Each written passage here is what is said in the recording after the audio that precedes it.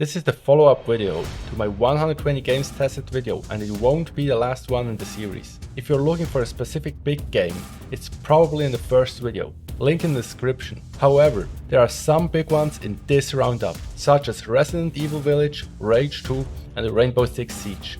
I discovered a lot of cool new games while making this video. Games I wouldn't have tried if not for the sake of making this video, but certainly games I will play again. So I hope you'll find something that interests you. Enjoy the discovery tour. And one more note, based on community poll results, I tested 720p more frequently this time, but only when it made sense. But now, let's get into it.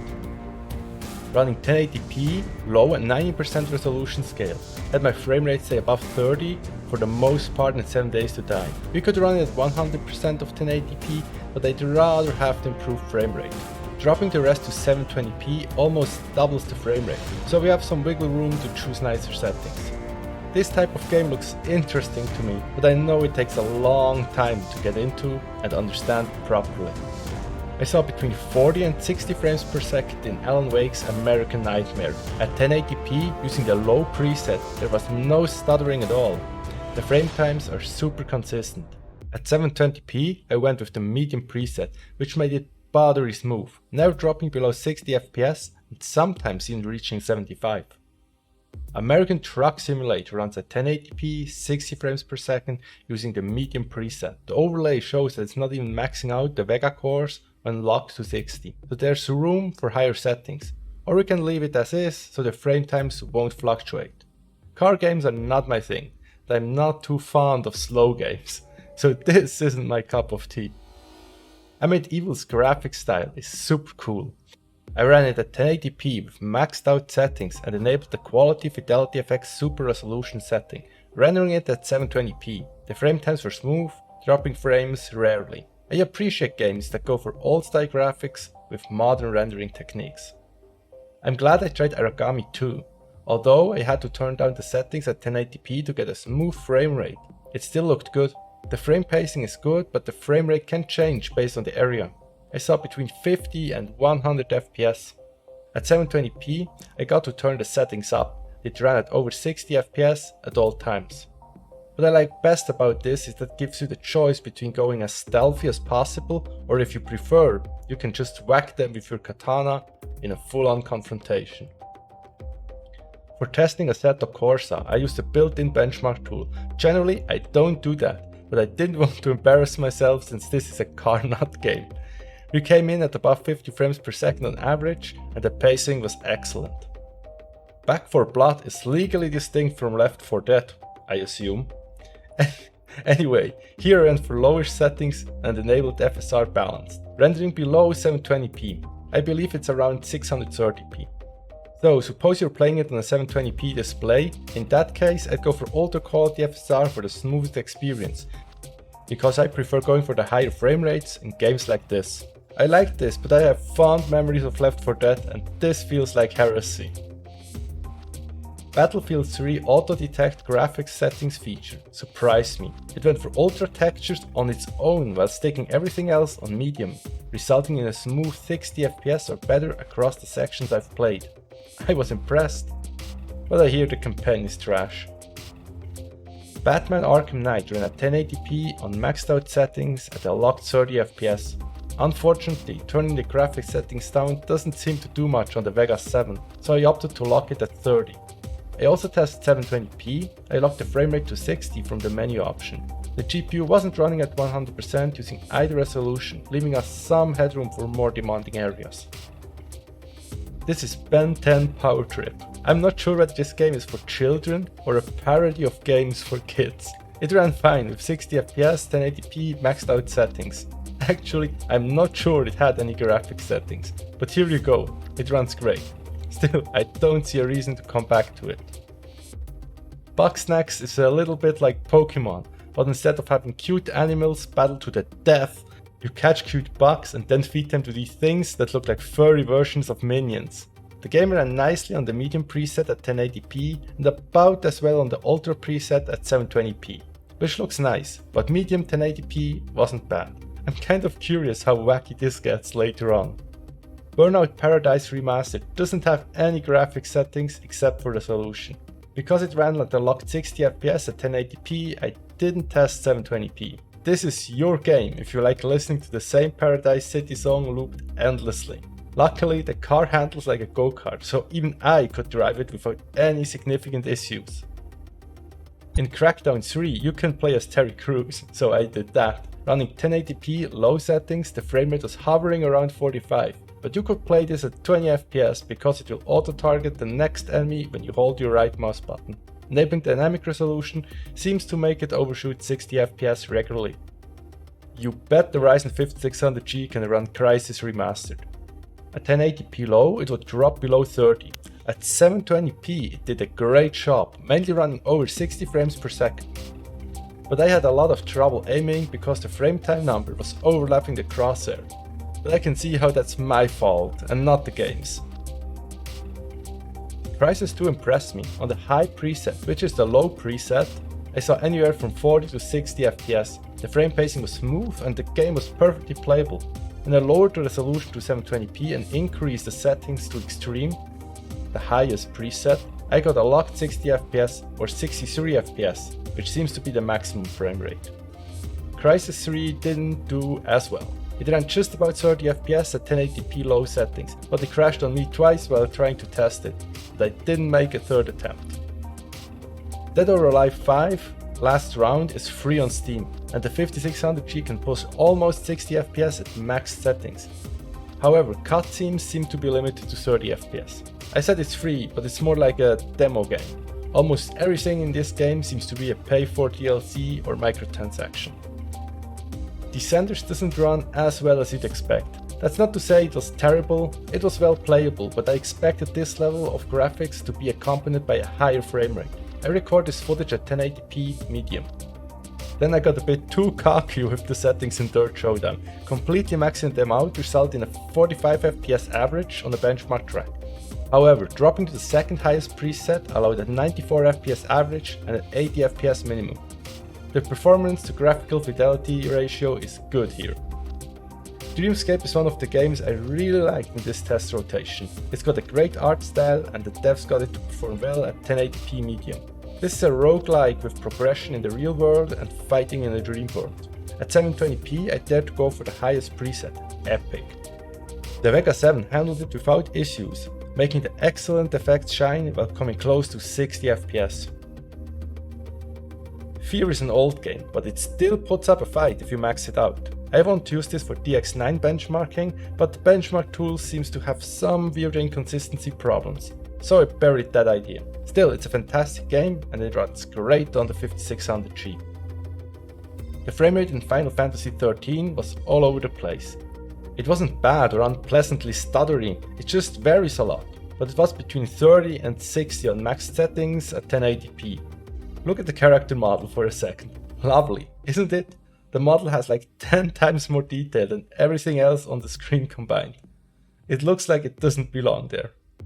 I like the graphics quality in Greedfall, and it performs just about good enough at 1080p low. It's tight in some areas where it can't drop below 30 FPS, but the 5600G would do it with slightly faster RAM. At 720p I stuck the settings to medium and high. It looked great and kept above 30 FPS even in the more demanding spots.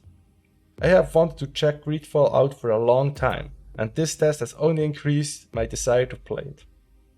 I had to run grounded at 4K because that's my monitor's native resolution. It didn't allow me to pick a low res in full screen, so I used F.E.A.R performance mode, which should render the game at 1080p with minimal overhead.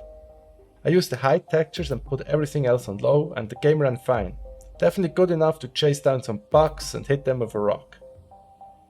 I didn't test in Sound Mind at 1080p. Well, I did, but that wasn't playable. It runs at 720p at around 40 FPS, and you can see on the overlay that it would still drop frames in regular intervals.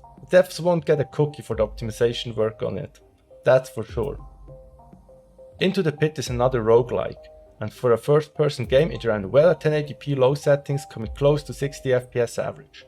When I lowered the resolution to 720p and cranked the settings up, I got similar performance, but the looks changed significantly. Let It Die is awesome and performs well, and it's free to play.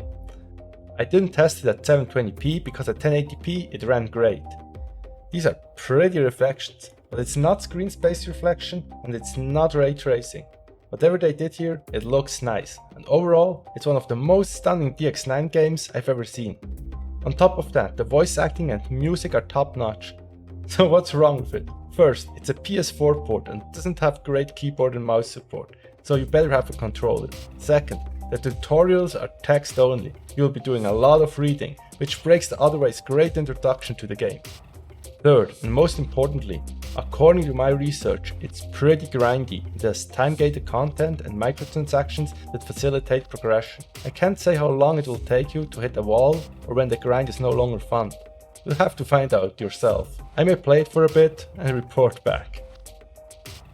In Life is Strange True Colors, I use the low settings with cinematic textures and high anti-aliasing. I prefer to take the occasional dip below 30 FPS here and compromise on image quality. At 720p we can use prettier settings, but given a choice I'd run it at 1080p. I can see that Life is Strange is a beautiful and well-made game, but it's just too slow for me. I always fight the urge to skip the dialogue, which is the gameplay here. Lost in Random looks beautiful at 1080p, at whatever settings I used here.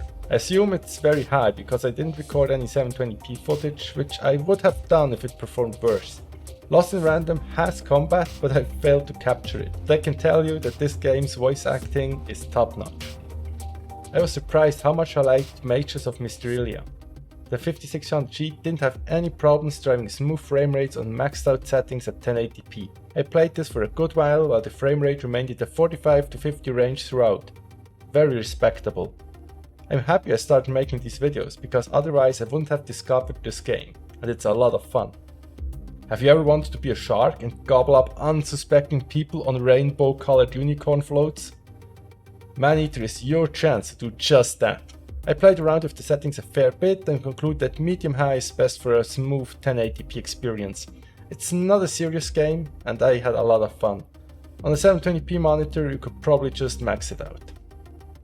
Metro 2033 Redux ran great at 1080p medium, and I believe this runs on the same engine as Metro Last Light. So besides Truck Simulator, this is the closest I came to a retest. The very high preset seemed right at 720p and the game looked great. You have to play through these Metro games at some point, and Exodus is the only one I've completed so far. In the previous video we've looked at Mirror's Edge Catalyst, and this is its predecessor, Mirror's Edge. It's older and it runs in DX9, and the Vega 7 can push it to its 62 FPS limit at high settings with excellent anti-aliasing. I've had Monster Hunter World for a long time, but I haven't played it in a good while. To be honest, I expected to run a bit better than this or look better than this. I've had to turn stuff down a lot and it seems like I couldn't afford ambient occlusion. Nevertheless, it's well playable. This is not the original Myst, it's the new Myst, the remake. I was pleased with the performance on medium-low settings with high textures. It's a puzzle game, so 30 plus frames per second are more than sufficient. Don't turn off VSync in Rage 2. I won't even show you what happened because I'm afraid you'd get a seizure. It was blinking and artifacting all over the place. I was able to get 60 FPS out of it by turning all the settings down and enabling dynamic resolution scaling. I guess this is running somewhere between 540 and 720p most of the time. The Rainbow Six Siege benchmark is representative of its in-game performance. This is around 60 FPS using competitive settings. The gameplay was smooth, nothing I can complain about. For competitive play you might even want to turn it down to 720p, which should net you around 100 to 120 FPS, but 1080p was fine and the frame pacing was excellent anyway. Recompile is a third-person action game with a unique art style. At 1080p it ran around 30 FPS on low settings, but at 720p I got between 50 and 60 FPS. It's a kind of game that looks interesting but just didn't do enough to get me to come back. ReCore started out deceptively. I got over 30 FPS but it soon dropped below, so 900p is necessary, but I prefer 720p, which resulted in smooth gameplay. Interestingly, you don't have to aim yourself. The game seems to be about dodging incoming attacks and commanding your robo-doggy while holding down the fire button. Resident Evil Biohazard broke the FPS counter, but don't fear, the frame times still worked. So it ran at around 30 FPS even when I turned the settings up at 1080p, but the shadows were flickering like mad. Maybe this wouldn't have been as noticeable with film grain, but I found it very distracting. I didn't encounter that problem in Resident Evil Village. The game ran very respectably at high settings. But there's some good optimization under the hood, and ultra quality F.E.A.R helped. I think it would run a lot worse on similarly powerful dedicated GPUs because it requires a lot of VRAM if you want to have nice textures. Riverbond ran at 1080p 60 frames per second in the first level I've played, but a completely different level I saw it drop below 50 sometimes. I had a lot more fun with this than I expected. The graphics are nice and the controls feel responsive. I spent way too much time playing Slime Rancher, but it was completely justified. It's actually quite addictive. I played in high settings and the frame rate varied between 40 and 60, but as you can gather from the overlay, the frame pacing was solid, no nasty spikes. I will test this using different hardware, so I have a good excuse for playing it. The Gunk ran well until I came across the Gunk. Then the frame rate dropped to about 20 at 1080p low settings. I couldn't be bothered with tuning the best settings here, but it ran great at 65% resolution scale, so it will run great at 720p.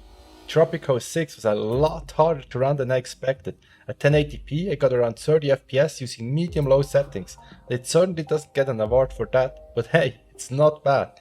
And how many FPS do you actually need to have a good time in this game? I have to admit, I don't like Vampire the Masquerade Bloodhunt.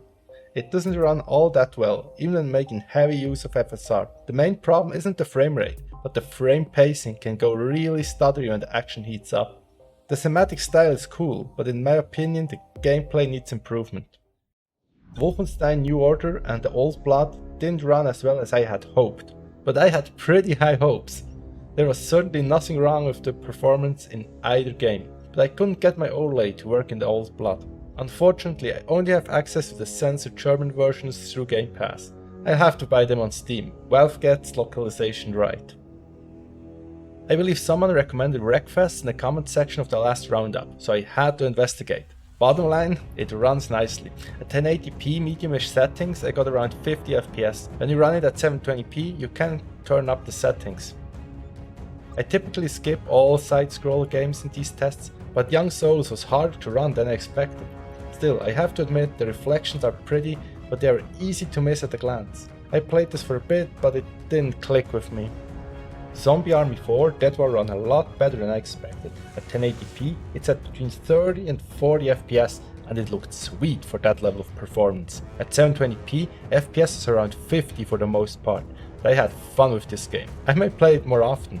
And the last one, Suit Tycoon Ultimate Animal Edition, ran great at 1080p.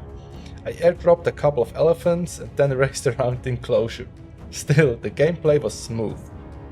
Okay, I lied, Suit Tycoon wasn't the last one. Here we have Quake, Quake Arena and Doom. Of course, these games run at super high frame rates. Quake Arena was great fun and I definitely have to get around to playing the first Doom games.